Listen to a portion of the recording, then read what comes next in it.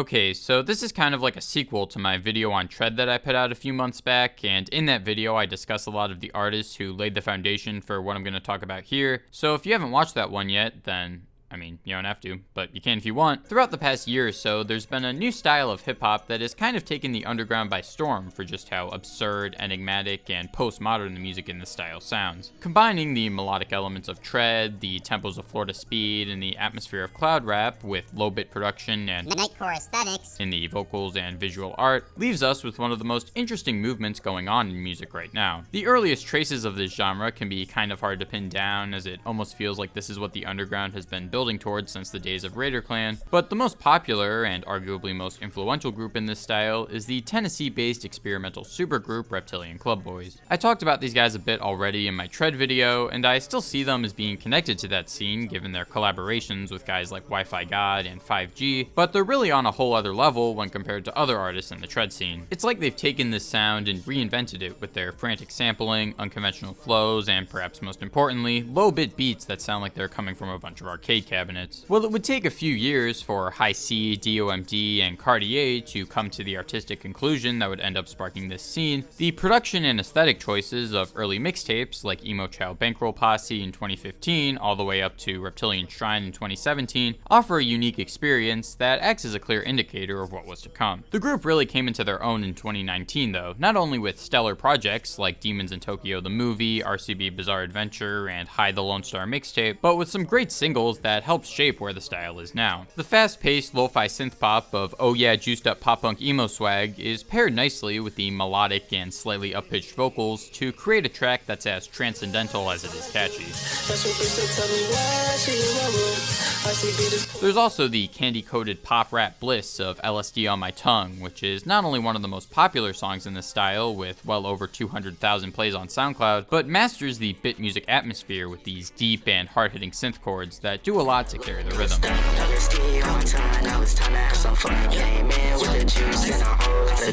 This particular breed of hip-hop has been coined as surge by a small portion of the underground. I don't exactly know why, but gore noise exists. Since RCB started gaining some popularity in 2019, there's been a sizable number of artists who've made music that fits into this niche lane and expanded upon it with their own style. A good example of this would be Yabujin, an artist whose output dates as far back as 2016 with singles like The Art of Old Flash Dating Simulator games and Jemgemlah's Gaze 1616 that are interesting exercises in noisy hip-hop experimentation with a bit of a Memphis twist. In very late 2019 though, he released his first mixtape Flash Desire, which showcases the bit-like and abstract style of surge in a way that's more serene and soulful, almost to an overwhelming degree. The sweeping synths that dominate cuts like Secret Gros and North Korean Narcos play off of the faintly mixed vocals to offer a more ambient take on cloud rap, akin to someone like Mixed Matches. Meanwhile, the track Rebus offers a quicker and somewhat offbeat rap flow on top of a bass-heavy and shimmery instrumental that shows off this surge style in a new light, perhaps better than anywhere else on the tape. The alternative R&B inspired hooks, softly sung vocals, and laid-back delivery in the verses make this one of the most accessible tapes in the genre thus far, yet one that doesn't skip out on any interesting ideas. I don't think it's perfect, as I find some of the songs to rely a bit too heavily on ideas that were already explored earlier on the tape. For example, the main vocal melody on the song Unfamiliar Oasis is pretty similar to the opening track, and the hard-to-pin-down ambience of the closer was maybe executed a little more smoothly on a cut like North Korean Narcos, but overall this is certainly a worthwhile mixtape from an artist who you should be looking out for in the future. Since then, he's put out numerous singles like Hardstyle Drill 2009 and 8888 Each Divinity that take his DIY psychedelic style in a direction that's reminiscent of hard trance music. Many of these singles, as well as his earlier tracks, have been compiled into this early works bootleg tape that acts as a great showcase of what this artist currently has to offer. Perhaps my favorite set of tracks from him so far though is his Baroque EP from earlier this year. It's only 3 tracks and 7 minutes long, but each song offers one of the most interesting soundscapes that I've heard from anyone in the underground in a while. The opening title track is possibly the most well-produced song to come from Yabujin's catalog thus far, combining these ambient glossy synth leads with a more subtle melody that kind of acts as a bass line on top of the already booming yet not too overwhelming bass hits that lay deeper in the mix. Not to mention the irregular hi-hat pattern that adds to the disorienting vibe.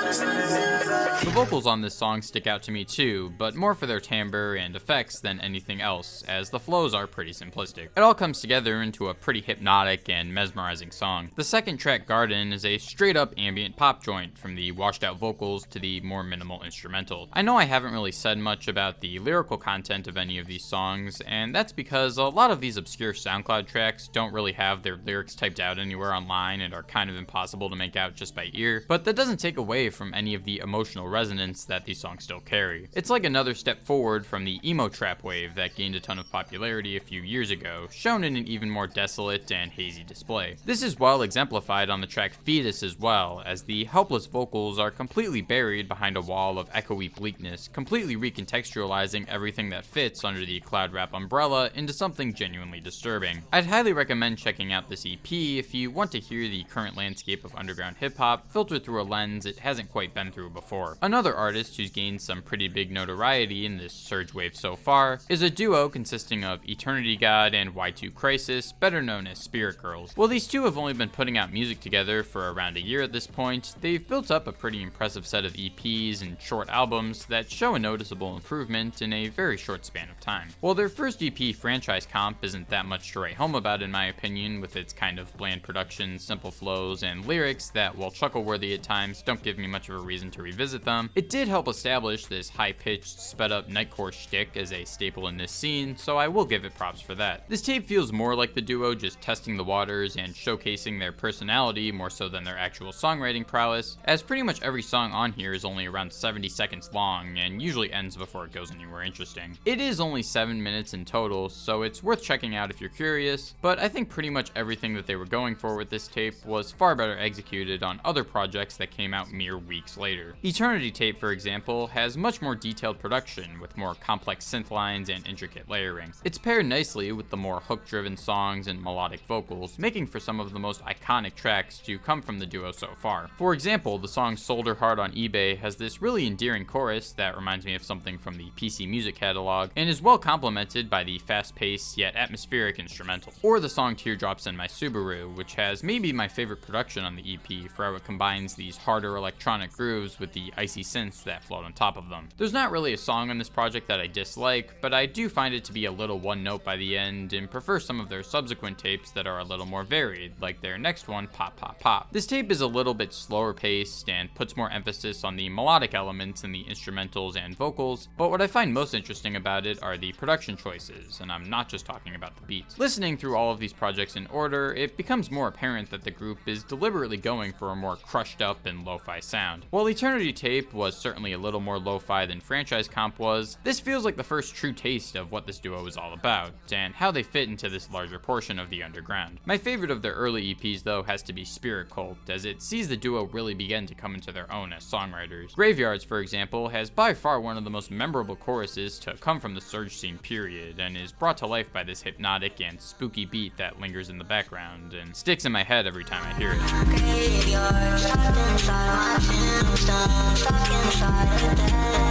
Or the track Hot Summer Days, which undergoes a fair amount of tempo changes to shake up the formula a little bit. Not long after this tape came out, and by not long I mean it was literally uploaded to Bandcamp on the same day, although it came out on SoundCloud a month earlier, the duo released what some people consider their debut album, 1212, although it's not that much longer than their EPs, so you can take that statement with a grain of salt, I guess. This is by far the most talked about project from the duo, yet one thing that I don't hear discussed all that often are the different versions of it that exist on separate streaming services. The version on SoundCloud is exactly 12 minutes and 12 seconds, as the title of the tape would imply, yet the one uploaded by Crackden Records on YouTube is over 15 minutes and has each song playing much slower in a chopped and screwed type of way. Now, I'm not entirely sure if this is the official Crackden Records YouTube channel and not just some random re-upload that somebody put up months after the album's release, but the reason why I think it's important is because the weird changes in tempo don't stop there. On the Spotify, Apple Music, and Bandcamp versions of the record, the tracks CAT Scan, In Your Motion, Motion and I'm By Myself are slowed down a considerable amount. Yet the song OK is actually much shorter than the version on SoundCloud, despite sounding slower tempoed overall. What makes this even more interesting is that 1212 is currently the only Spirit Gurlz album that appears on the two major streaming services, which I think was done intentionally in an attempt to put different versions of this album out with different speeds. It's kind of like a meta commentary on Nightcore and how creating music and then just speeding the entire thing up can yield some genuinely great results. It's for this reason that I find 1212 to be a particularly forward-thinking album, as Nightcore has pretty much just been seen as a meme for the past 10 years or so, and now we're getting something that uses this idea to create a refreshing and original product. This is also reflected in the numerous tempo changes that occur within the songs themselves. As for which version is my favorite, I do have to go with the original 12-minute and 12-second version on SoundCloud, as it sees this Nightcore aesthetic being explored in an interesting way. That being said though, I do recommend checking out all of them to give yourself an idea of how they all play out. But of course, I wouldn't be praising the core gimmick of this album so much if I didn't already love the music that was on it, so it helps that this record has probably the sharpest tracklist in the Spirit Gurlz canon so far. Pretty much everything that's great about this album is stuff that I've already said about their previous tapes, yet despite its total length being longer, it feels like they've really trimmed the fat. Nearly every song is under 2 minutes, at least on the SoundCloud version, and pretty much feel like one giant hook after another. The beats on this record, particularly cuts like I'm By Myself and Angels with God, carry a clear tread influence with their crisp hi-hats and icy melodies, and make for some of the most essential tracks in this scene when paired with the MC's distinct flows and vocal effects. There's enough variety in the beat selections and overall mood to not only keep the tape engaging throughout the duration of its runtime, but also make it really replayable. I'd highly recommend giving it a shot if you haven't already, as it's one of the most refined records to exist in this weird underground landscape so far. Since then, the duo's put out a couple more projects, like Emotionally Empty, which continues to see them experimenting with their production style, as well as a second album from earlier this year called Never. This record is their longest so far, clocking in at over 17 minutes, dear god, and sees the duo moving in a new direction. They still maintain much of their style with the low-bit production and high-pitched vocals, but they've doubled down on their more personal lyrics and emotional delivery to make their most emo trap inspired album so far. The beats are also a little more atmospheric and ethereal, especially on cuts like Wasted, Flowing, and Iodine Grin, whose leading melodies aren't quite as pronounced as previous Spirit Gurlz tracks. While I do want the group to keep evolving and trying new things with their sound, I find the vocal melodies on these particular cuts to be a little meandering and half-baked, which doesn't really mend well with their overall style for me. That being said, cuts like Gardens and especially Hearing Voices have these really awesome beats with rapid hi-hat patterns and punchy bass that get me really excited to continue listening to this group in the future. All the time, I couldn't tell. When the sunlight comes around, I feel like hell.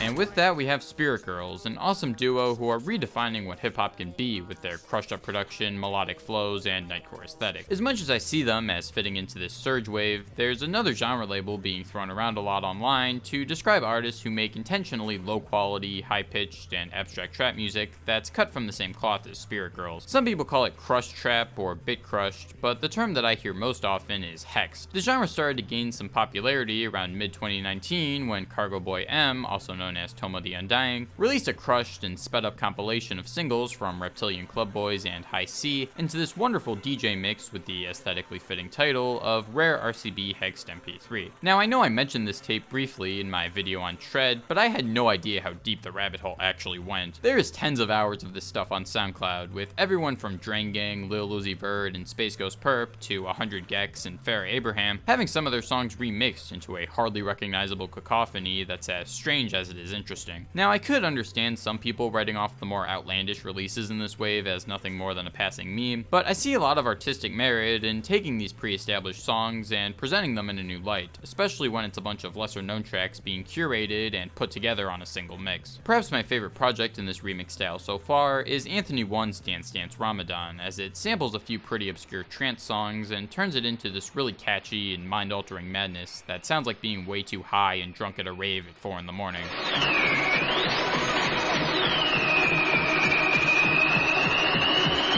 I also can't forget to mention some of Tomo's other mixes, like Hex Radio and Hex LSD22, which you'll more than likely enjoy if you like this one. As cool as I find this particular style of remixing tracks, I want to talk more about artists who borrow this aesthetic and use it as a means to make their own music. A big player in this Hex wave currently is a group consisting of producers Blacklight, Glacier Baby, and Macne Slayer, rapper PK Shellboy, and Naoki. who does something apparently. They've been putting out music as a group since mid-2019 with singles like Hands Both Tied, which reminds me of some emo rap stuff that was popping in the mainstream around 2017 with a bit of an alternative R&B influence, and Red Boost, whose soft vocals and hypnotic synths are extremely reminiscent of early Echo 2K. Earlier this year though, the group started to come into their own with songs like Jailbroken and Cells, which sound like they're being played on a trap radio station as you're driving under a tunnel.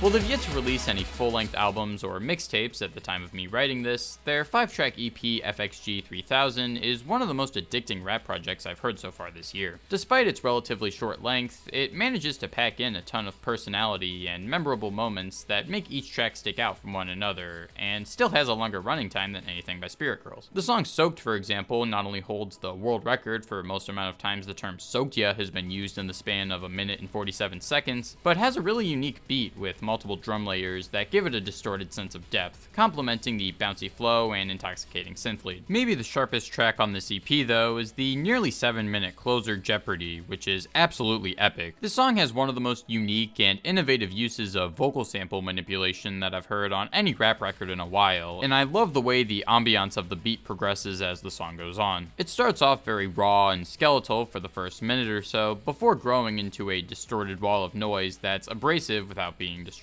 We then get these heavenly synths in the background that eventually grow larger and completely change the mood of the song totally seamlessly. It's all brought together by this catchy hook and laid-back vocal performance that's deep enough to perfectly resonate in context of the track. I know it goes without saying at this point, but this record's pretty good. There are plenty of other artists in this wave who are worth checking out as well, such as Mokshadripp, Aero, Gros, and Deerstar, and I have no doubt that there will be a good few more in the coming years. If you're looking to get started with Surge and Hexd, then I'd recommend checking out this highly comprehensive compilation from none other than Dismiss Yourself, who you may remember for that Viper bootleg and even the Yabujin one that I mentioned earlier in this video. This thing consists of 85 tracks that showcase the wide variety of sounds and styles that this wave has to offer, from the crushed up goodness of Tomo the Undying and the abrasive complexity of 666 Dash to the cuter melodies of Spirit Gurlz and Deerstar. I'll also leave a list of some of my favorite projects and songs in the description for you to check out if you haven't already. Now, as for whether or not this movement is actually going to stick around or influence something that gives it a boost in popularity is pretty much just up in the air at this point. I could see something like this being looked back upon as this generation's vaporwave in the sense that a large portion of it is based on sampling pre-existing music and reworking it into a specific aesthetic. Some people may dismiss it as nothing more than a meme, but others may continue to push the genre forward into a wide array of styles and micro-genres to keep it fresh throughout the coming years. Hell, the latter has already kind of happened, as I find Surge and Hexd to have slightly different meanings from one another despite all of the overlap. Surge makes me think more about artists like High C and Yabujin, who are so far outside the realm of conventional trap or cloud rap that they deserve their own genre tag, with Hexd representing the more lo-fi side of this sound, like Spirit Gurlz, Fax Gang, or any of the various Hexd remixes that are on SoundCloud. I could be wrong about this, as the genre is still 2 decades away from being old enough to drink, but it's something I've thought about while listening. Let me know what some of your favorite projects are in the comments, and how you feel about what's going on in the underground right now. As always, thanks for watching, and if you enjoyed, you know the drill.